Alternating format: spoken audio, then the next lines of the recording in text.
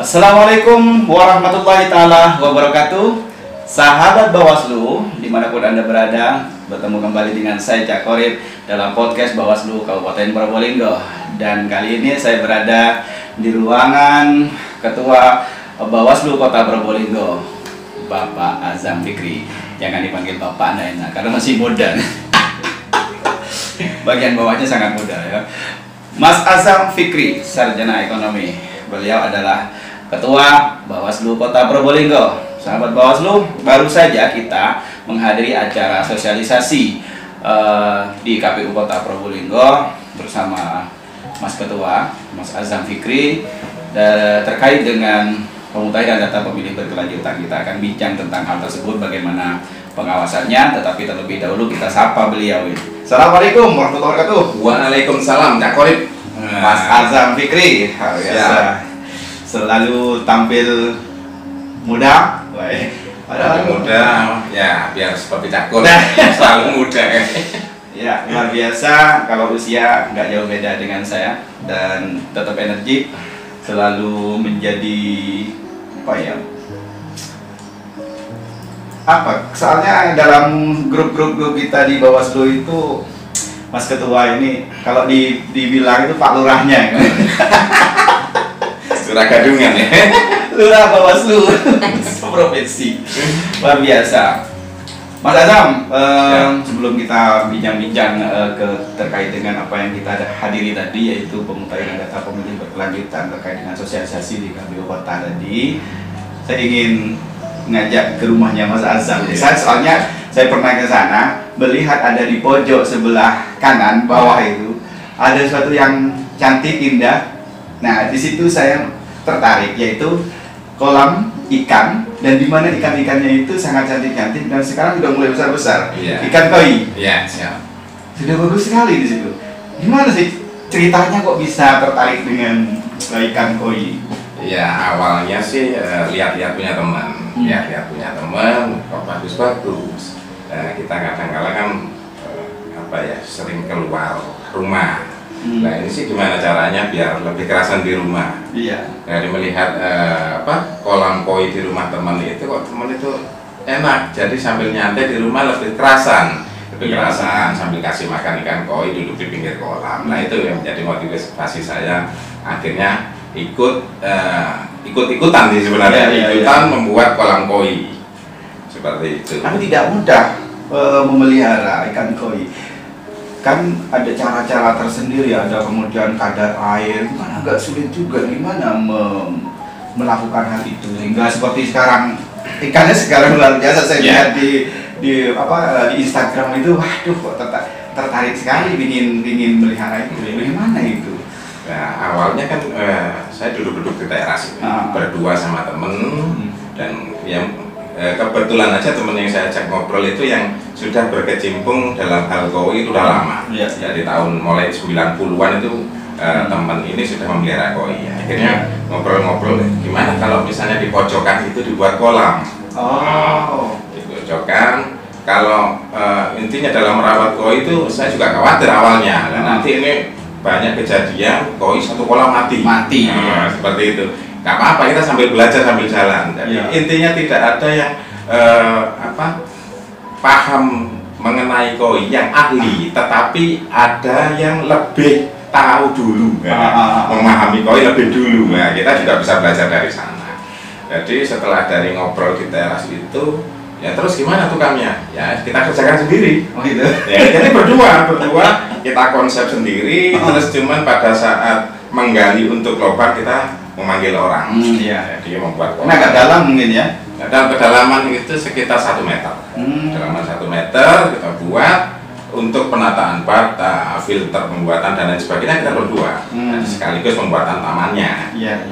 Seperti itu. Nah, dari sana kita coba belajar dari koi, dari literatur, dari Facebook, YouTube dan lain sebagainya, media sosial, bagaimana cara memelihara koi agar tidak sampai seperti kejadian teman-teman yang lain mati semua, terkena penyakit atau hal yang lain. Karena saya melihat setahun yang lalu koi-koinya masih kecil, tapi sekarang sudah besar-besar sekali. Dan berapa sih awalnya, modal awalnya lah? Kalau modal awal juga berapa, awal apa ikannya berapa, buah berapa ekor dulu? Itu awalnya kalau ini buat kolamnya dulu. Kalau buat kolam sama penataan taman itu sekitar 5 jutaan. Itu nggak tahu nanti kalau misalnya itu dikerjakan oleh orang lain atau diborong kan kemungkinan lebih karena dari ongkosnya itu juga karena kita buat sendiri, akhirnya kita minimalisir di biaya pembuatan. Terus berkaitan dengan mengisi kolam dengan ikan koi, ya kita bismillah aja awalnya. Kita pertama kita beli 3 di Surabaya. Beli di Surabaya. Ukuran berapa? Ukurannya sudah lumayan, sekitar 25 cm. Kita beli 150 per ekor. Ekor 150 ribu per ekor. 25 cm. 25 cm, 150 ribu itu di pasar Gunung Sari, pasar ikan. Oh itu. Nah kemudian setelah sampai di rumah dikasih teman satu, kasih teman jadi ada 4. Nah terus kita beli di mana, di teman juga di Probolinggo 2 ekor. Nah kemudian ada teman lagi yang udah memelihara koi sebelumnya, datang ke rumah. Mana koinya kok cuma sedikit? Menam. Akhirnya udah jelek-jelek juga seperti itu. Koi apa ini ya? Soalnya seperti itu. Ya ditambahi dong, saya ngobrol seperti itu. Ya ayo ke rumah. Ya alhamdulillah pada saat ke rumahnya disuruh memilih ikan koi, diberi 5 ekor. Wow. Dari 6 jadi 11. Dari 11. Terus akhirnya lambat laun dilihat satu persatu ini kurang bagus. Akhirnya ikutan di lelang koi secara online. Tambah tertarik ya. Iya, tambah tertarik ini kok kurang bagus. Jadi banyak orang yang koi apa ini ya, seperti itu. Akhirnya ya kita yang penting kita punya batasan budget. Iya. Jadi kalau hobi itu kan kadang-kadang kan sudah tidak mengenal, pokoknya seneng harga berapapun dibeli. Ya, tapi alhamdulillah saya punya di situ gimana caranya saya mendapatkan koi yang bagus dengan harga yang murah. Harga yang murah. Iya. Karena koi kita ikut lelang koi. Jadi lelang koi kalau misalnya ada yang bid lebih tinggi, saya sudah ya kalau kata pas lelang itu sepi peminat, tapi di situ koinya bagus, batasannya misalnya 200.000, ya sudah saya beli 200. Ya alhamdulillah dapat 1-2 ekor. Nah itu jadi awal-awal itu ya, jadi 11 sampai mungkin 14 atau berapa? Itu berapa tahun yang lalu? Itu tahun mulai 2017 itu sekitar 3 tahun ya? 3 tahun atau mau jalan 4 tahun. Iya. Sekarang sudah seperti apa? Nah sekarang itu pada tahun 2019 itu kebetulan teman yang pernah ngasih saya 5 ekor itu kolamnya mau dibongkar buat bengkel. Itu cerita. Nah ini dapat murah lagi. Itu masih sisa 10 ekor. Kalau mau diambil semua 1.500.000.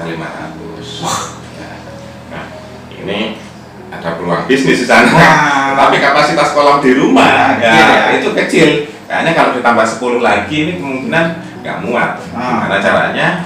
Akhirnya saya tawar-tawarkan ke teman-teman. Setelah itu saya borong, saya titipkan ke kolam yang lain. Beberapa saya masukkan di kolam. Nah, akhirnya ada 3 ekor yang minat, itu harga 300.000. Ya betul lah, dengan harga 10 ekor dipotong 800.000, harganya 700.000. Saya sudah dapat 7 ekor dengan alhamdulillah yang kualitasnya kalau dijual ada yang bisa laku 500 lah. Kalau bicara bisnis sudah balik modal ya. Tapi kalau koi kebanyakan bukan bisnis kayaknya bicaranya, tentang hobi ya. Iya, tentang hobi. Dan juga tekstur daripada kulit daripada koi itu sendiri memang berbeda-beda ya. Iya, memang ada beberapa jenis yang di saat ini lebih sangat tren, itu sedang tren itu Bosanke. Itu ada yang Kohaku, Sanke, terus Sowa. Nah, ini tuh yang lebih banyak dikenal orang-orang. Yang paling bagus, teman-teman. Yang paling bagus sih tergantung juga dari kualitas warna. Kualitas warna dari bentuk bodi ya, bentuk bodi ikan, terus warna, corak, nah itu pattern, nah juga harus jelas batasan-batasan warnanya itu. Itu kan ada yang silver, yang merah, kemudian juga yang mana itu yang kira-kira paling bagus Nah, ini jenisnya ini sebenarnya tergantung ya, karena ada tiap jenis itu kan ada macam-macam ya. Ada misalnya kohaku atau sake. Kalau kohaku itu ada 2 warna, hitam sama putih, merah sama putih. Nah, itu yang terpenting dari bodinya. Bodinya bagaimana, bagus apa enggak. Terus yang kedua warnanya merahnya cerah atau enggak ya. Terus batasan antar warna itu, patternnya itu batasan-batasannya harus jelas juga. Nah, di situ sama saja dengan sowa relatif warnanya ada 3. Nah, tadi hitam, putih sama merah. Kecuali kalau sowa hitamnya ada di kepala juga seperti itu. Itu apa itu? Itu sowa. Untuk yang sanke juga 3 warna, merah, putih sama hitam, tetapi untuk warna hitamnya tidak ada di kepala. Nah, itu sama juga. Ukurannya, bodinya bagaimana, terus kualitas warnanya bagaimana, terus yang kedua pattern batasan-batasan warna tiap warnanya itu. Jadi jenis bukan dari jenis tetapi dari warna ya. Jenisnya bisa beda. Ya, tapi dari warna kemudian kelihatan itu yang bagus yang mana dari jenis tersebut. Luar biasa. Paham sedikit lah tentang ikan, karena berbicara ikan ini memang Mas Azam Fikri yang sebenarnya kalau dibilang pakar ya juga apa ya, karena sudah lama sekali memelihara ikan koi, sudah 3 tahun lebih ini. Luar biasa. Kalau pakar sih bukan, tapi iya itu siapa yang lebih tahu, yang lebih mengetahui dulu. Karena 3 tahun lebih loh pengalamannya. Bahkan saya sendiri ini hanya dapat pinginnya saja, pingin tapi tidak jalan-jalan, tidak pernah berusaha untuk bikin kolam. Ya juga seneng saja lah melihat. Terakhir saya lihat di Instagramnya Mas Azam tadi malam, sampai-sampai saya lihat itu seperti sebuah lukisan ikannya itu loh. Kok bisa seperti sebuah lukisan ini? Apa emang padahal itu kan foto ya? Foto ya. Luar biasa. Baik, berbicara tentang koi kita tidak lanjuti karena semua orang pasti akan suka dengan keindahan ikan koi. Sahabat Bawaslu, termasuk sahabat Bawaslu, kalau mau tanya tentang ikan koi langsung kepada Mas Azam, monggo silakan ke rumahnya atau ke kantor Bawaslu Kota Probolinggo, bisa nanti diantar ke rumahnya. Sahabat Bawaslu, lanjut ya, karena kembali kepada komitmen kita terkait dengan podcast Bawaslu berbicara tentang kebawasluan, kepemiluan. Kali ini kita akan berbicara tentang pemutahiran data pemilih berkelanjutan, bagaimana pengawasannya. Nah, ya, beliau nih pakarnya terkait dengan pengawasan, karena beliau Koordif di samping sebagai ketua, koordinator divisi pengawasan dan hubungan antar lembaga di Bawaslu Kota Probolinggo. Nah, Mas Azam, tadi kan kita ikut sosialisasi PDPP di kota, KPU kota. Menurut Mas Azam terkait dengan pemutahiran data pemilih berkelanjutan ini bagaimana di kota Probolinggo? Ya, kalau terkait dengan pemutakhiran data pemilih berkelanjutan, saya mengapresiasi apa langkah-langkah yang dilakukan oleh KPU Kota Probolinggo. Ini awal aja, karena beberapa pada saat rapat koordinasi kita sering juga memberikan masukan, saran perbaikan terkait minimnya pemilih pemula dan data yang meninggal pada saat dilakukan pleno pemutakhiran data pemilih. Ya, kita menuntut agar bagaimana KPU itu bisa berkreasi, berinovasi untuk agar apa? Data pemilih itu tidak hanya sekedar 1, 2 atau 5 orang tiap bulannya, tetapi pada dasarnya kan ini selalu berputar data ini. Jadi akhirnya KPU Kota Probolinggo berinovasi membuka layanan publik terkait dengan PDPP ini di mall pelayanan publik, dan itu berdampingan dengan dinas Dispendukcapil pelayanan itu. Jadi mereka bisa bersinergi dari beberapa orang yang mengurus untuk data tersebut DPP, akhirnya langsung bisa dilakukan pencatatan oleh KPU. Dan pada saat kegiatan dilakukan kita juga melakukan pengawasan untuk mendampingi terkait dengan kegiatan KPU tersebut. Jadi saya sampai sejauh itu. Kemudian di samping juga melakukan pengawasan bersamaan atau bersama-sama dengan KPU yang sedang melakukan proses pemutakhiran itu, apalagi yang dilakukan oleh Bawaslu Kota Probolinggo? Terkait data kematian, kita juga berkoordinasi dengan beberapa pihak stakeholder, termasuk dengan data-data TMS pemilih yang sudah masuk Polri atau TNI. Kita berkoordinasi dengan PN, Dispenduk Capil dan dinas-dinas lainnya. Kita berkoordinasi termasuk dengan RT RW sehingga mendapatkan data sebagai uji petik. Dan itu kita rekomendasikan sebagai saran perbaikan untuk dimasukkan pada rekapitulasi PDBB oleh KPU. Dan kita juga selain data tersebut kita merekomendasikan agar data-data TMS yang ditetapkan di Pleno PDBB itu juga dilakukan verifikasi faktual. Oh, gitu ya. Ke lapangan untuk gunanya apa? Jadi KPU tidak hanya menerima data, tetapi memastikan juga data ini valid atau tidak di lapangan. Dan pada saat alhamdulillah awal Desember kemarin tanggal 1, 2, 3, 4 itu KPU melakukan verifikasi faktual dan itu kita juga melakukan pengawasan secara melekat pada saat kegiatan tersebut. Termasuk pada saat pleno ya. Termasuk pada setiap pleno kita selalu mengikuti diundang dan mengikuti tiap bulan pada saat rekapitulasi PDBB baik itu secara daring maupun luring. Ya, Mas Azam, terkait dengan pengawasan PDBB ini, kendala-kendala apa yang dihadapi oleh Bawaslu Kota Probolinggo? Terkait kendalanya, seperti yang disampaikan tadi pada saat sosialisasi PKPU 6 tahun 2021, dari narasumber menyampaikan bahwa prinsip PDBB ini dilakukan secara terbuka. Ada beberapa prinsip dan juga selain terbuka ada menjaga kerahasiaan data pemilih. Terkait hal itu ada juga kewajiban KPU yang menyatakan bahwa menindaklanjuti saran perbaikan ataupun rekomendasi dari Bawaslu. Dan rekomendasi itu diharapkan mempunyai elemen data yang lengkap. Sedangkan data yang kita peroleh pada saat pemutakhiran data pemilih itu adalah data yang kurang lengkap elemennya. By address-nya dalam artian seperti itu, baik itu NIK ataupun KK. Itu kan mereka kasih tanda bintang. Ditutup. Nah, itu kan juga kalau dikatakan terbuka yang. Ya padahal kalau kita ngawasi ya gimana ditutup kan ya kan bisa saja itu salah orang kan. Nah, betul.